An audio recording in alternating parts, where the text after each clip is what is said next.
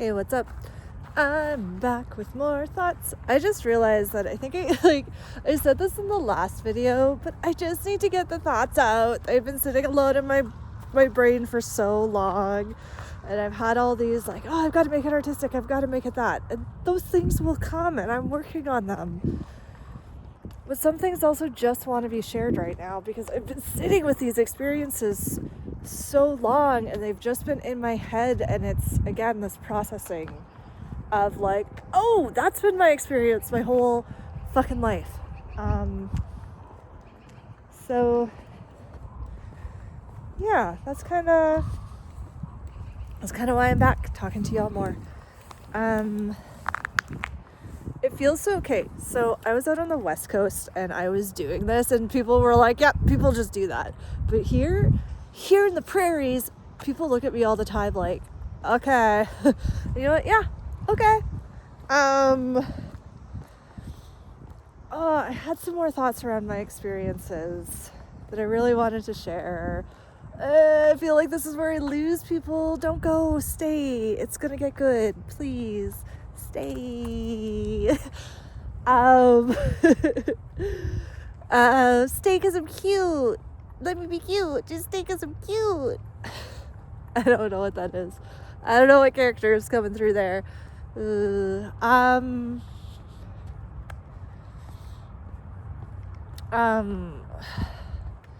think the thoughts that have been coming to me, so I heard someone talk today. I don't know. I was just listening. There's this dude with this deep voice. He's kind of pessimistic, realistic, but weirdly hopeful. And he was saying something about your diagnoses and my anxiety, my this, my that. But for me, I really like saying my autism. It feels different than I am autistic, because I'm a fucking human. I am Fox. But my autism and giving my brain this kind of functionality beyond me, beyond what I identify, works really well for me. It conceptualizes my experience in a way that I find super useful because my brain is a part of my being and it runs a lot of functions. It runs this body and it must have something to do with thoughts. Have we figured out if the brain is actually where thoughts are, or have we just decided that it all collectively agreed that thoughts live in the brain? Neuroscientists, tell me what's up with that. I might have to go do some listening and learning on that one. I've spent so much time with my thoughts that they do feel like an entity that is part of me but also outside of me.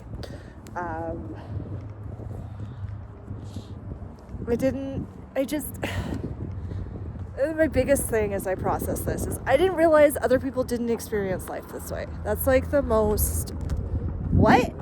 Not everyone's dealing with this. It's so incredibly wild to me. And the things I've done, the things I've been able to do.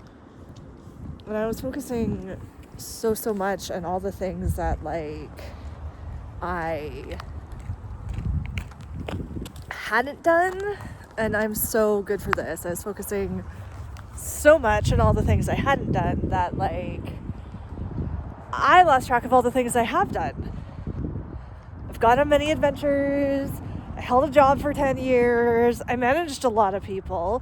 I helped someone start a theater club for seniors. That's still going. I introduced them to Devise Theater, which turned into a whole theater company.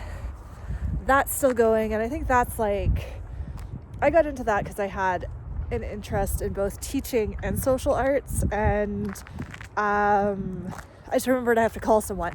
But I got into that because, I had those two interests. And I thought okay, once it's the best thing you can do is to help build skills that people can take and run with and make their own, and you can step out. And that's exactly what happened there. But it's once something has happened, I tend to forget that is an accomplishment under my belt because I get so into what is happening in the present moment.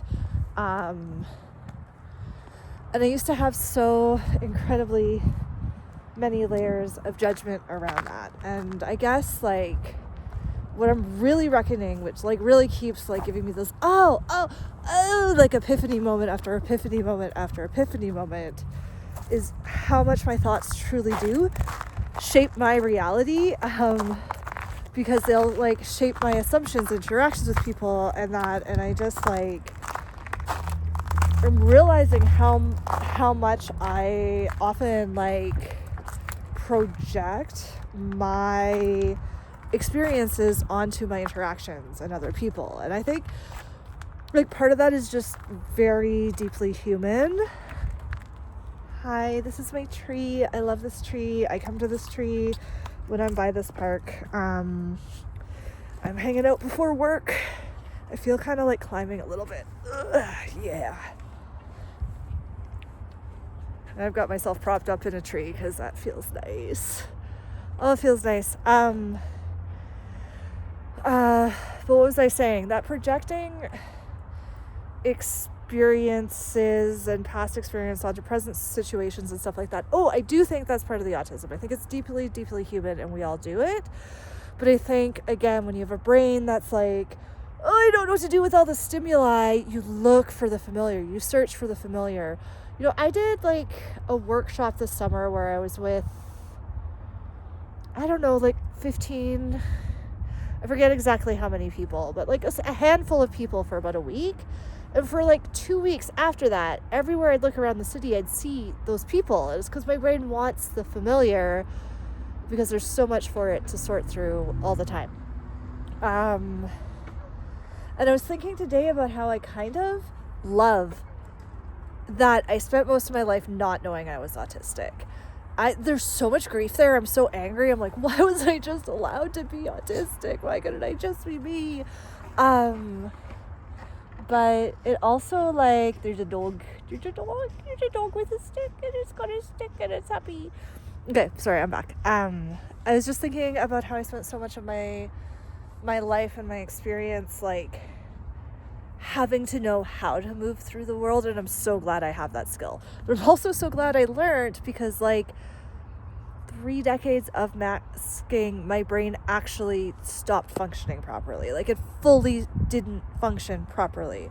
And I always thought like I was something less, or there was something less okay with me because I didn't move through the world like everyone else, because the things that came easy to other people exhausted me, and the things that were really easy to me were really hard for other people, and I thought I wasn't good at them because they were over explaining and over complicating them, and I was like, well, obviously I'm not getting it, but I was just getting it, and people were like, oh, I have nothing more to show you, and I was like, oh, okay, so I do actually understand these complex things, but the simple things, and this weird like just inability to properly see myself, engage my own experience. Also just like heavy doses of gaslighting, and like so we'll just call it societal gaslighting. We're not going to plunk that on anyone specific at the moment. I need some work with therapists before I can really figure that one out.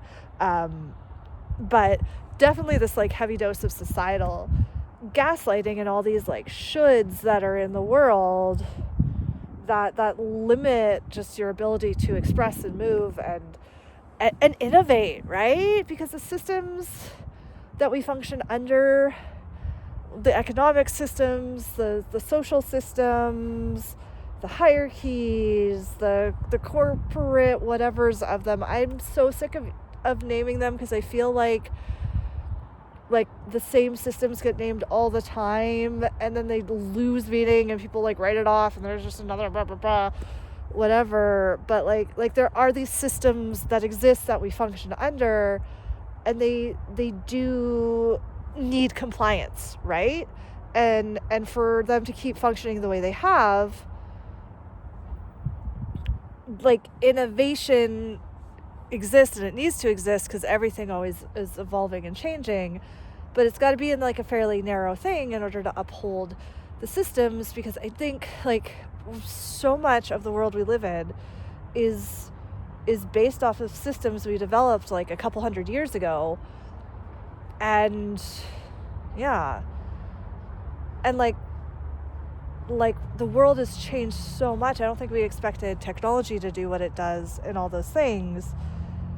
That now all we're trying to do is like patch and fix and be okay in outdated systems that don't serve us anymore.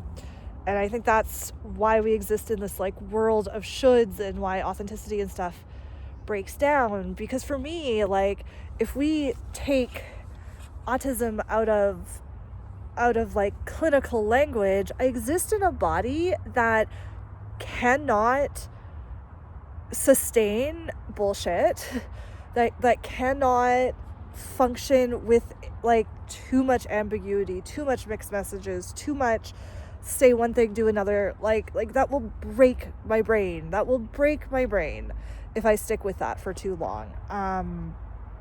But that's the world we live in. That's how we were told we had to live. That's market yourself, market your skills. That's what it is to like build a resume and put that out there. That's what it is to fit you in the box of a job description so the machine can match you to the task. And like, that's what it is when we work in these systems of competition rather than collaboration. Like, those are all the things you need to do to survive in those systems. And those are all the things my body like cannot sustain, cannot follow, cannot keep up, no matter how hard I try. And I did okay at it for a while. I owned property, I had relationships, I had friendships, I had a steady job. I did all the things society says is like, check, check, check, you made it. I didn't have kids. I weirdly want them, and I think the autism actually makes me want them more. I'll get into that in a different thing. It'll probably end up being like some adoption, foster, whatever, if the right partner comes along thing at this point, because it's still going to be some time, and female body clocks tick, whatever. But weirdly, my autism wants that more, because I feel like knowing the understanding that I have autism makes me want that more, because I feel like now that I understand myself, I actually have the ability to build a sustainable alternative whatever lifestyle that I could like raise kids in well. And I didn't know I wanted that till like a year and a half ago or so. I thought I was like child free for all my life, but just because I was like, whoa, this world is a lot. And how would I can barely take care of myself. But I'm learning how to take care of myself. I'm not bad at it. I just did not know the unique needs that I have. So I think it's just really interesting for me to realize that like I was born into a body that needs the systems to evolve or needs to find my own evolutions within the systems to survive. I cannot tolerate a certain level of bullshit. I can not just act normal all the time. Like, my body needs to move. My body needs to express. I don't even have a handle on the volume of my voice when emotions get heightened and triggered. If people are being shitty, I feel it viscerally. Like, that's the easiest way to put it. But like, if people are treating other people poorly, if people are treating me poorly, like that's physical sensation in the body that I cannot tolerate. And then the mouths. There's like this pattern recognition thing that can be like, whoa, you are stuck in a cycle and you keep saying you want to go there, but you're never going to get there because you just keep doing the same fucking thing all the time, right? Like, but then I get taught, oh, you're not supposed to say that. Okay, but sometimes that's like exactly what people need to hear. And what's more kind, right? What's more kind? To just be like, oh, I'm going to watch that person be a fucking idiot on the sidelines and giggle to myself? Or are you going to be like, bruh, do you see what's happening here? What do you want to do about it? Here's A, B, C, D, E option. But apparently that's like being too much. So I don't know. I don't actually think it is, but I do feel like I've been sold that concept for a long time. And like, I talked about this a little bit before, but when I like finally was like, fuck, I want to move in the direction I've always been moving in, I soonly realized, like very quickly realized, well, no, I didn't quickly realize. It took me a while to realize this is what it was. But like the universe showed up and kept being like, you are not yourself. Get back to yourself. And like I needed to learn who I was and how to get to myself. And I did. I made it. It happened. It was weird and cool, and I'm learning and I'm figuring out how to move through all of it. So yeah, that's my rant.